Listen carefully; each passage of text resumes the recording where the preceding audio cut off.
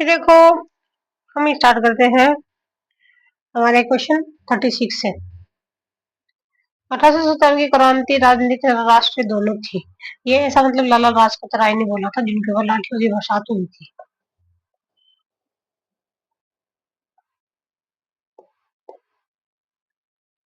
फिर देखो, जो नाम राजा राम मोहन के विषय से मतलब सही नहीं है। देखो, प्लेस ऑफ जीजस पुस्तक की रचना राय ने प्रसन्न कुमार के नाम से की थी। ये बिल्कुल सही, इन्होंने प्रसन्न के नाम नाम से की थी। कब की थी? 1820 के अंदर की थी। और इन्होंने मतलब आधार क्या माना था? बाइबिल को आधार माना था। वे सती प्रथा का विरोध करने वाले प्रथम भारतीय थे। हाँ, ये बिल्कुल वो सही बात है। उन्होंने प्रथम बार सती प्रथा का विरोध किया था। 1829 में इसके ऊपर रोक लगा दी थी। एक कानून बनाया था। हाँ, जनरल विलियम बेटिंग पैथर के द्वारा 17 के द्वारा, जो कि इसे गैर कानूनी घोषित कर दिया था। फिर देखो, उन्होंने 20 अगस्त 1829 को नहीं, 1828 को की थी। 20 अगस्त 1828 को इन्होंने ब्रह्म समाज की स्थापना की थी। ठीक है। फिर बाद में इन्होंने 3 अप्रैल टू क्रिश्चियन पब्लिक नामक लघु पुस्तक की रचना की थी। ये भी सही है। फिर देखो, विचार करना है हमको। स्वामी दयानंद सरस्वती ने वैदिक उपदेशों और मनुस्मृति शिक्षा के अनुसार राजनीतिक संगठन की अपनी योजना बनाई थी। ये गलत है। स्वामी दयानंद सरस्वती ने सुझाया कि राजनीतिक संगठन कल्याणकारी राज्य के बजाय धर्मतंत्र के रूप में होता है। ये सही है। और इन्होंने नारा दिया था, वेदों की ओर लौट चलो का। फिर देखो, विवेकानंद द्वारा लिखित नहीं है। तो देखो, जो योग सूत्र है वो विवेकानंद ने मतलब विवेकानंद ने नहीं लिखी थी। ये लिखी थी महर्षि पतंजलि ने लिखी थी। इन्होंने लिखी थी, एक तो राजयोग लिखी थी 1896 के अंदर, ज्ञान योग लिखी थी 99 के अंदर, और मनोहर पांचाल ना, ये जो मतलब ना भक्ति योग जो है प्रकाशित हुई थी। भगवत भक्ति योग नाम की जो बुक है वो प्रकाशित हुई थी। ठीक है। जबकि मैं वेदांत वेदांत फिलोसॉफी और मैं समाजवादी हूँ की उनकी घोषणा की थी। सत्य धर्म विचार जो है स्वामी दयानंद सरस्वती ने लिखी थी। ठीक है।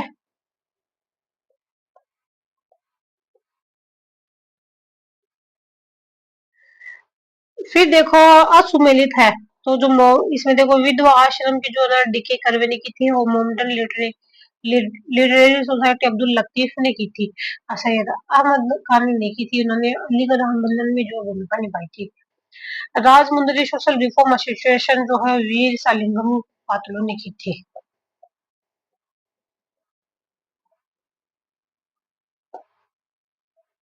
ठीक है।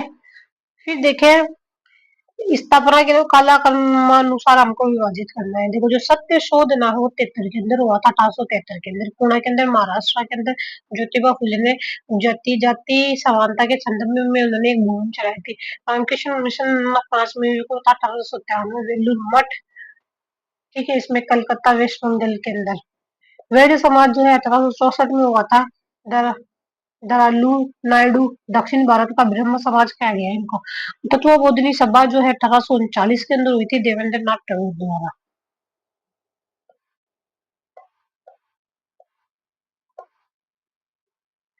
फिर देखो, केशव चंद्र सेन ने प्रोत्साहित किया था। ठीक है। तो उन्होंने अंतरजातीय विवाह को प्रोत्साहन किया था। ठीक है। विधवा विवाह को प्रोत्साहन किया था। बाल विवाह निषेध को उन्होंने बाल विवाह निषेध को उन्होंने रोका था। पर्दा उन्मूलन उन्होंने नहीं किया था। अंतरजातीय विवाह 1862 में किया गया था। ठीक है। प्रथम जन जनजातीय अंतरजातीय विवाह जो है 1862 के अंदर ब्रह्म समाज से जुड़े थे। 1857 में जुड़े थे और उनका विभाजन हो गया था।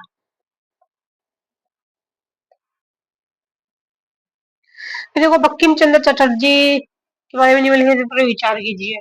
ठीक है। तो बंकिम चंद्र चटर्जी को भारतीय संस्कृति के पुनर्जागरण का पैगंबर कहा जाता है। ये बिल्कुल सही बात है। वे कलकत्ता विश्वविद्यालय के पहले स्नातक थे। ये भी बिल्कुल सही बात है। इनकी तुलना फ्रेंच के लेखक रेवोलोस से की जाती है, नहीं अलेक्जेंडर ड्यूमस से की जाती है।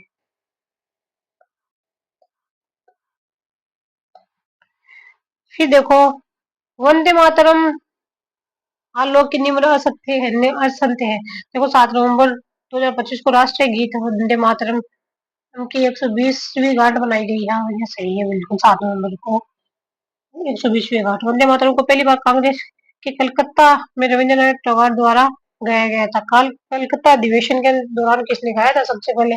रविंद्रनाथ टैगोर ने गाया था। राजनीतिक नारे के रूप में वंदे मातरम का पहली बार प्रयोग 7 अगस्त 1905 को हुआ था। मतलब पहली बार इसका प्रयोग कब हुआ था? 7 अगस्त 1905 को हुआ था राजनीतिक नारे के रूप में। ठीक है। फिर बाद में है, देखो, स्वतंत्रता रचना के में वंदे मातरम का प्रकाशन 1885 में 1885 में बंग दर्शन पत्रिका में किया गया था। ये गलत है, 1881 में हुआ था। देखो, राजनीतिक नारे के रूप में वंदे मातरम का पहली बार प्रयोग 7 अगस्त 1905 को किया गया। ये गलत है, बंगाल विभाजन के समय किया गया था। ठीक है। फिर देखो, बंकिम चंद्र चटर्जी का अंतिम उपन्यास क्या था? वो सीताराम था। 1886 के अंदर उन्होंने ये दिया था। और जो राजा राम मोहन नायक था वो प्रथम था 1864 के अंदर।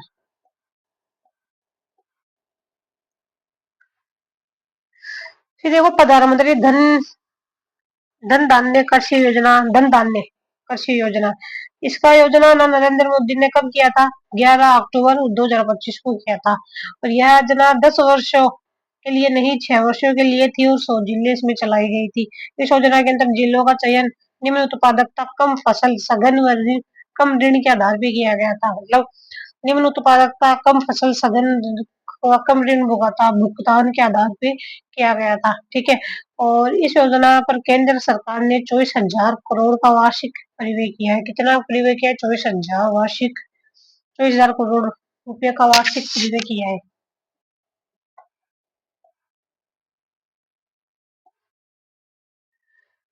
फिर देखो, गुरु गोविलकर आकांक्षी ब्लॉक विकास योजना के संबंध में निम्नलिखित कथनों पर विचार कीजिए। गुरु गोविंद के बारे में बताना है। इस योजना हेतु राज्य बजट 2025-26 के अंदर राज्य में सरकार ने 75 करोड़ की घोषणा की थी। हाँ, कितने की घोषणा की है गुरु गोविलकर योजना के अंतर्गत? 75 करोड़ की। यह योजना प्रदेश के 21 जिलों में संचालित, नहीं 41 जिलों में संचालित की जा रही है। ये इस योजना के अंतर्गत प्रदेश पर सर्वश्रेष्ठ प्रदर्शन करने वाले ब्लॉक को प्रोत्साहन स्वरूप 1 करोड़ रुपए, 50 लाख रुपए, जो सबसे ज्यादा बेस्ट काम करेगा उनको 50 लाख रुपए का प्रोत्साहन दिया जाएगा।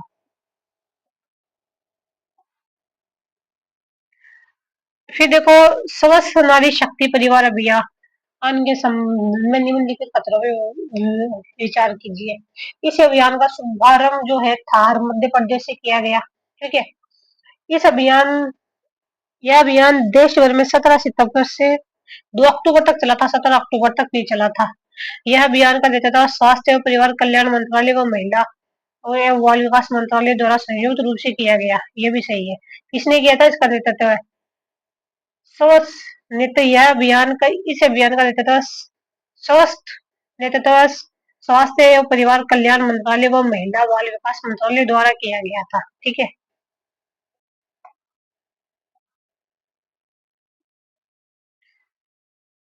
फिर देखो, विकसित राजस्थान 2027 विजन डॉक्यूमेंट के संबंध में विचार करना होगा। देखो, यह दस्तावेज Rajasthan institute for transnational innovation रीति द्वारा तैयार किया गया था। मतलब रीति द्वारा इसने तैयार किया था, विकसित राजस्थान 2047। इसके अंतर्गत राजस्थान को वर्ष वर्ष 2047 तक कितना है? 4 ट्रिलियन डॉलर की अर्थव्यवस्था का लक्ष्य रखा गया। 2047 तक कितना?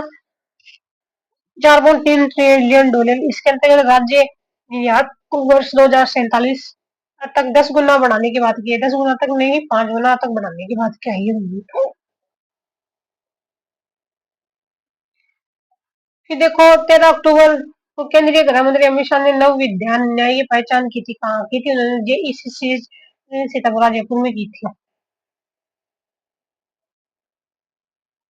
फिर देखो, आपकी पूंजी आपका अधिकार अभियान के संबंध में निम्नलिखित कथनों पर विचार कीजिए। ठीक है। 4 अक्टूबर 2025 को इसकी शुरुआत कहाँ से हुई थी? गांधीनगर जयपुर से हुई थी। ठीक है। यह वित्तीय क्षेत्र में बिना दावे वाली परिसंपत्तियों के बारे में चलाए जाने वाले राष्ट्रव्यापी जागरूकता अभियान है। ठीक है। यह अभियान 3 महीनों तक संचालित किया जाएगा। कितने महीनों तक? 3 महीनों तक संचालित किया जाएगा। जागरूकता, पहुंच, कार्यवाही कार्यवाही तथा जवाबदाही, कार्यवाही, पहुंच तथा जवाबदेही। और ए नहीं, इसमें जवाबदाही नहीं होगा। और ए नहीं है, इसमें सिर्फ तीन तीन ए ही शामिल है। मार्गदर्शन सिद्धांत एक तो है जागरूकता, पहुंच और कार्यवाही है। फिर देखो, भारतीय तट रक्षक जहाज अक्षर के संबंध में निम्नलिखित खतरों पर विचार कीजिए। 4 अक्टूबर 2025 को कराइल पंडुचेरी से इस कमीशन इससे इस कमीशन किया गया, ठीक है। यह 8 अदम्य श्रेणी के त्रिवर्षीय गश्त पोतो एफपीपीवी की श्रृंखला में दूसरा जहाज है, ये भी सही है। इसे कोचिन शिपयार्ड लिमिटेड द्वारा बनाया गया था, नहीं, इसे गोवा के द्वारा बनाया गया था। फिर देखो द बर्निंग पुस्तक, the burning earth environmental history of the last 50 years, पुस्तक का लेखक है मतलब सुनील इमरत है। ब्रिटिश अकादमी द्वारा अवार्ड मिला गया था इनको। फिर देखो मिलान करना है, जो ना नोबेल पुरस्कार जो है देखो भौतिक विज्ञान के लिए मिला था मिशेल एच तेवार्ट को मिला था, साहित्य के लिए मिला था लासजेलो कृष्णा होकाइट को मिला था, शांति जो मिला था मारिया कोरिना मचाडो को मिला था। और इन्होंने ना डॉक्टर को दे दिया था ये पुरस्कार, रसायन विज्ञान जो है रिचर्ड रोबिसन को मिला था। फिर देखो वर्ल्ड पैरा एथलेटिक चैंपियनशिप के संबंध में कथनों पर विचार करना है। इस प्रतियोगिता का आयोजन नई दिल्ली में किया गया था, ठीक है। इतने में कहा गया न्यू दिल्ली में इन खेलों में भारत कुल 22 पदक जीतकर 22 पदक जीतकर तालिका में 10वां स्थान प्राप्त किया था उन्होंने। फिर देखो निःशुल्क और अनिवार्य बाल शिक्षा अधिनियम 2009 के संबंध में निम्नलिखित कथनों में विचार कीजिए। यह भारत गणराज्य के 60वें वर्ष में अधिनियमित किया गया था, 35वां अधिनियम था। 60वें वर्ष में अधिनियम किया गया और अधिनियम कौन सा था, नियमित किया गया और अधिनियम कौन सा था, 35वां। संविधान के अनुच्छेद 29 व 30 में के बावजूद इस अधिनियम के उपलब्ध लागू होंगे, यह भी सही है, ठीक है। और यह राज्यसभा में लागू हुआ था 20 जुलाई 2009 को और लोकसभा के अंदर लागू हुआ था ये 4 अगस्त 2009 को और राष्ट्रपति ने हस्ताक्षर किए थे इसके ऊपर 26 अगस्त को। गजट में आया था ये 27 अगस्त 2009 को और लागू हुआ 1 अप्रैल 2010 से। गजट में कब आया, 27 अगस्त 2009 को, लागू गया था 1 अप्रैल 2010। फिर देखो काल कर्मानुसार हमको व्यवस्थित करना है। तो देखो सबसे पहले आएगी हमारी मोहिनी जैन बनाम कर्नाटक राज्यवाद जो है 92 के अंदर हुआ था, 1992 के अंदर। भारत एक पहले देखो भारत में शिक्षा के अधिकार को लागू करने के कड़ी में उच्च न्यायालयों के निर्णयों में विभिन्न समितियां मतलब जो हाईकोर्ट है ना उन्होंने कुछ समितियां बनाई थी ये जो 2009 के अधिनियम को लेकर के। तो मोहिनी जैन बनाम कर्नाटक कब किया गया था, 92 के अंदर किया गया था। फिर है उन्नी कृष्णन बनाम आंध्र प्रदेश, उन्नी को कहाँ किया गया था और कब किया गया, 1993 में। मुहिराम सेकिया समिति जो है ना 1997 के अंदर की गई थी। तपस मजमूदार समिति जो है 1999 में की गई थी, ठीक है।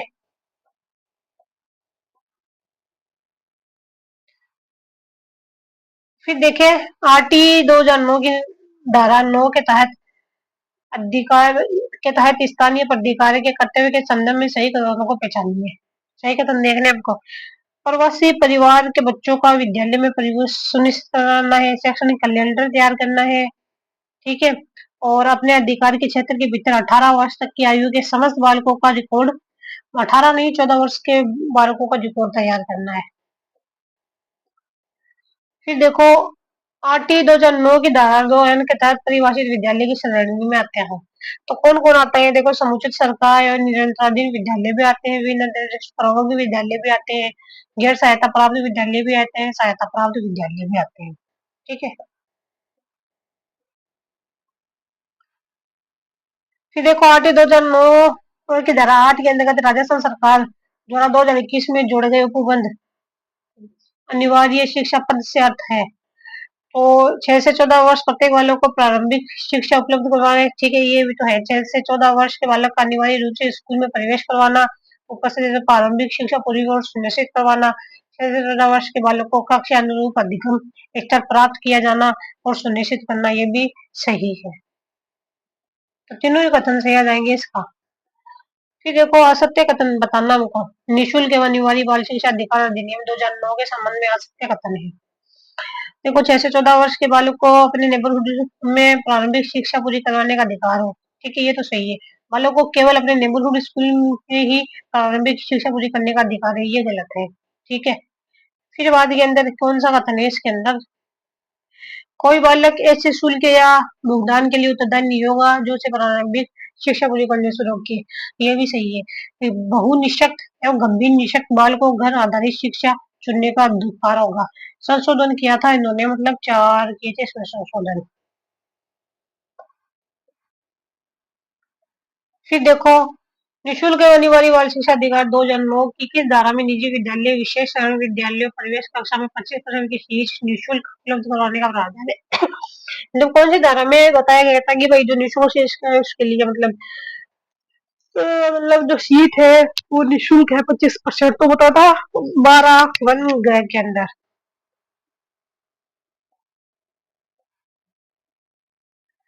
देखो, आरटीए अधिनियम 2009 की धारा 27 के अनुसार निम्नलिखित में किन गैर शैक्षणिक प्रयोजन कार्यक्रम में शिक्षण की नियुक्ति की जा सकती है। तो 10 वर्षीय जनगणना भी की जा सकती है, आपदा राहत कार्य में की जा सकती है, विधानसभा व संसदीय चुनावों में की जा सकती है।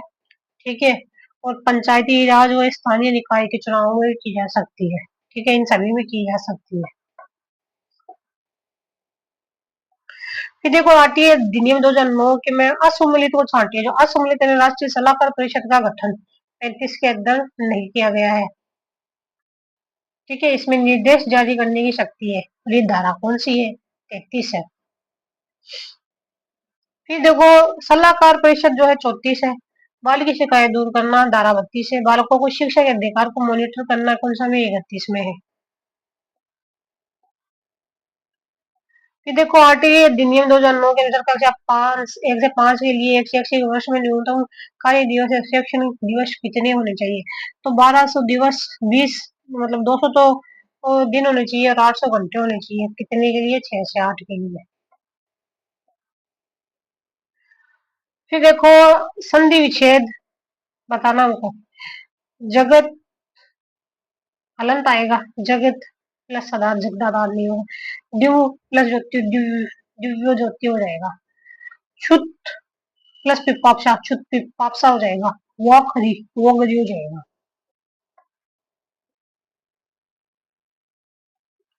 फिर देखो, किस विकल्प के सब भी शब्द स्वर संधि है।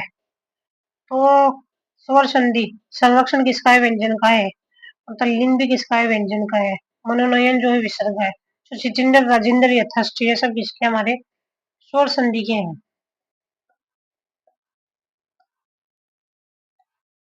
फिर देखो, निम्न में से कौन सी संधि असंगत है। सत मार्ग, मार्ग जो है सन्मार्ग होगा, सदमार्ग नहीं होगा। तड़ित लेखा, तड़ लेखा होगा। सच्छासन होगा, सच्छासन। निश्चल होगा, निश्चल होगा। सदमार्ग भी नहीं होगा, सन्मार्ग होगा। फर्स्ट गलत है। फिर देखो, संधि की दृष्टि से असंगत है, तो जो असंगत है ना वो है शुद्ध प्लस उदन, शुद्ध उदन नहीं होगा। ठीक है, जबकि उष्ण प्लस उदन, ये क्या होगा, उष्णोदन होगा। वीर प्लस औदार्य जो है वीरोदार्य होगा, है ना। और जल प्लस ओग जो है जलोग होगा।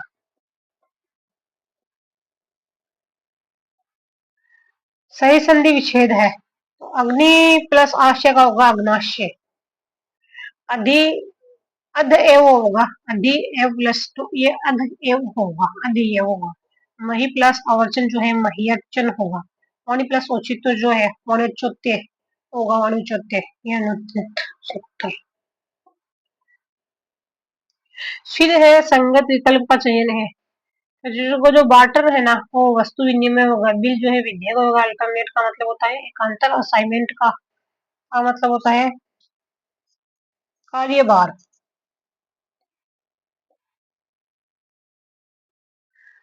फिर देखो, विकृष्ट जो होता है ना वो होता है हमारा वसीयत।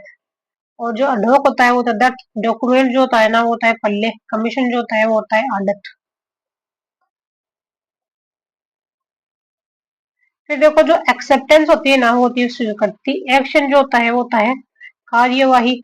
ऑटोनोमस जो होता है ना, ऑटोनोमस जो होता है ना, सॉरी, एक सेकेंड दोबारा देखिए। देखो, एक्सेप्टेंस जो होती है ना वो क्या होती है, स्वीकृति। ठीक है।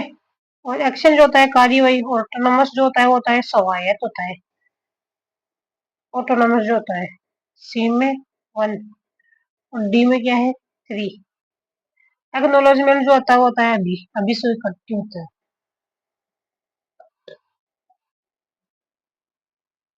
फिर देखो डिजोल्व जो होता है ना विघटित होना है, क्रोनिक जो होता है ना दीर्घकालिक होता है, डिलिमिनेशन परिसीमन होता है और फिर क्या है कंटेंशन जो है वो संविधान है। ठीक है।